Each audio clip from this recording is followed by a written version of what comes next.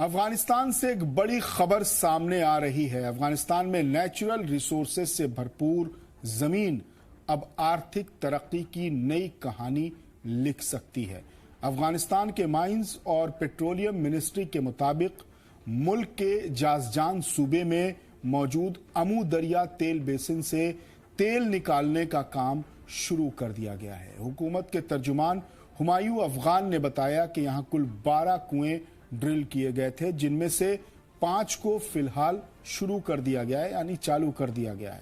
ان کنووں سے روزانہ تقریباً 500 کیوبک میٹر تیل نکالا جائے گا، جبکہ 7 کنووں کو بھی جلد شروع کرنے کی کوششیں جاری ہیں۔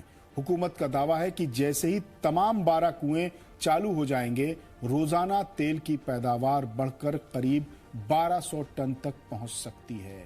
ایکسپرٹس کا ماننا ہے کہ امو دریا بیسن میں یہ پیش رفت نہ صرف گھریلو ضرورتوں کو پورا کرے گی بلکہ افغانستان کی اکانومی کو بھی مضبوط بنانے میں اہم کردار ادا کر سکتی ہے۔